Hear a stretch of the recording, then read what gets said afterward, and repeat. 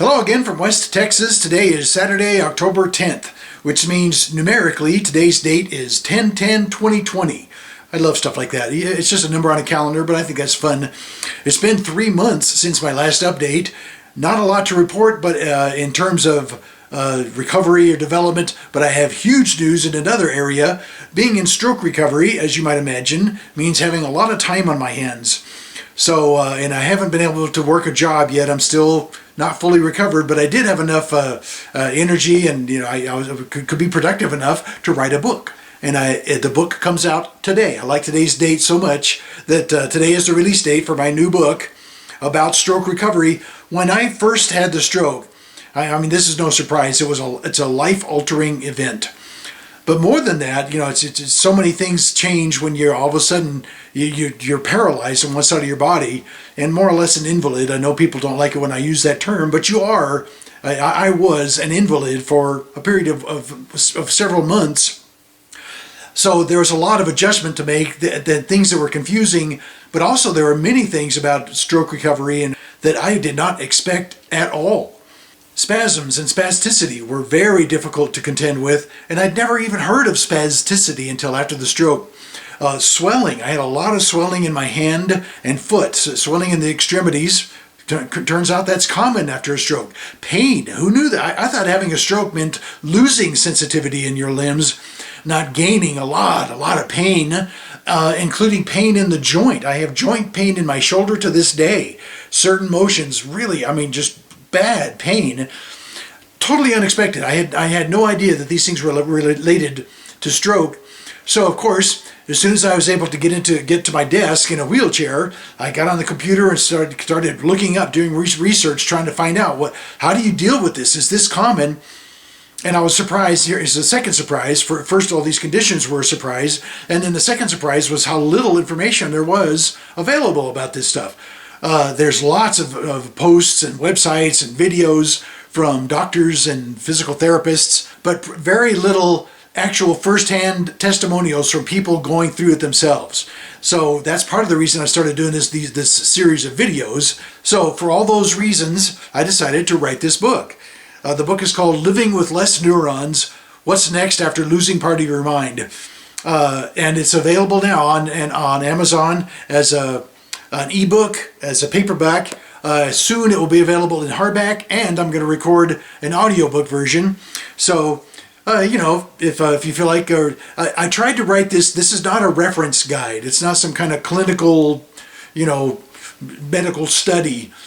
It's a story. I wrote this from the perspective of, you could read this like it's a novel, I hope. It tells the story of what happens, what's next after losing part of your mind, what's next after a stroke.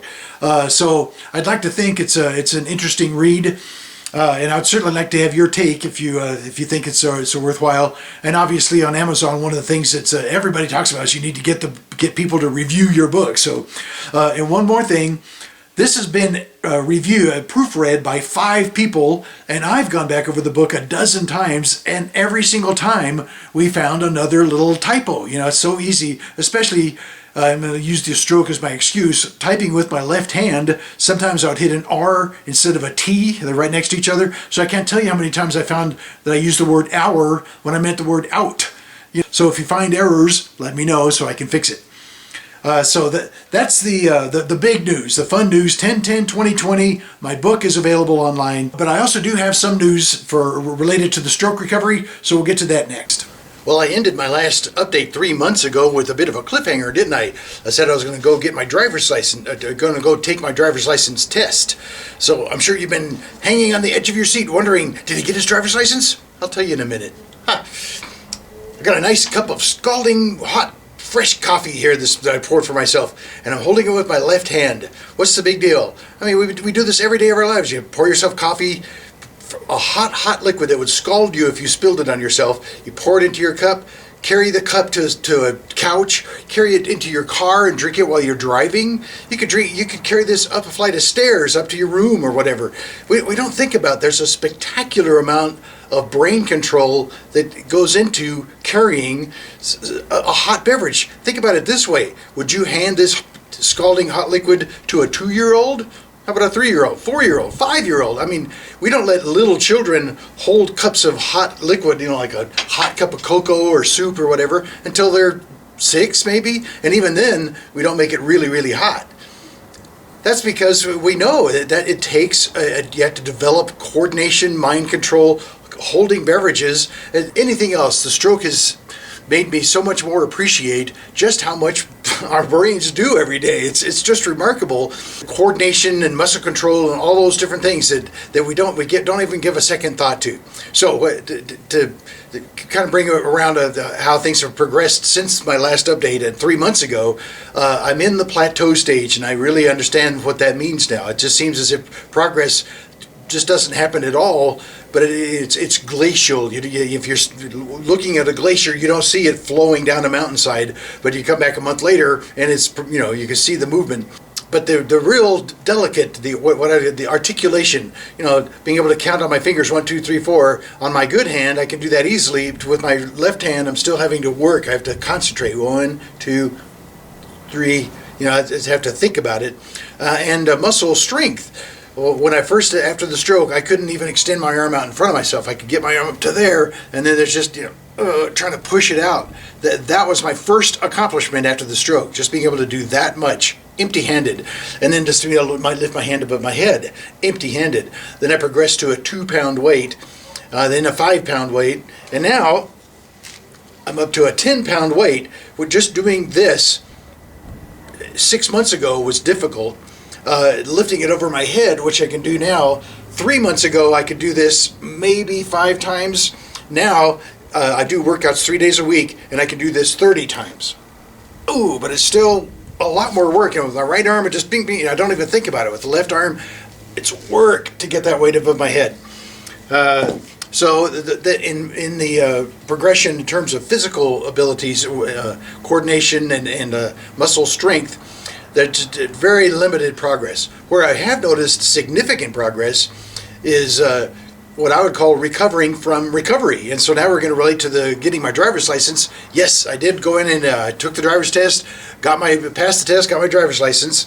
And yes, sure enough, I asked the girl who gave me who administered the test, a young woman, if she was born yet. The year that I got my first driver's license, she actually gave me kind of a dirty look. She probably wasn't born yet 10 years after I got my driver's license. Okay, but after getting the driver's license, that's where I really noticed a change, because, again, a new appreciation for just how much our brains do. The day-to-day activity, just getting up, getting yourself dressed, pouring your coffee, taking care of the kids, all the various things that people do, and you're driving to work. That's all that activity takes mental stamina. And when I was in stroke recovery, I was practically, couldn't drive. I couldn't even leave the house for several months. I couldn't stand up and go to the toilet by myself, so my activity level dropped to next to nothing. Driving, just the activity of driving, concentrating, you have to be focused on everything around you, using your turn signals, there's a stoplight up ahead, is there somebody, is that pedestrian going to walk across the street? All of that requires so much mental activity that we don't appreciate. You were listening to the radio, you're drinking your coffee while you're driving. Now I know that's a lot of work for your brain. Because the first few times I took the car out and would go on an errand. I've been trying to go to the store, do as much as I can. I'd come back home and I'd need to take a nap. I'd be exhausted. That's really the big jump that I've noticed since the last update, is my mental stamina, the ability to get through a day full of activity and not just be wiped out by the end of it. So there's if I were to say what's the big change since 3 months ago, that's it. It's the recovering from recovery, if you will. So there's the update. And also today's big news is I got a book online as of today, 10/10/2020. I may not do another update until around the end of the year. So have a happy Halloween and a happy Thanksgiving and a terrific fall. And again, thank you for all of your support and for taking an interest in these videos. I hope they are interesting. And anyway, that's it from West Texas. Have a terrific fall. We'll talk to you next time.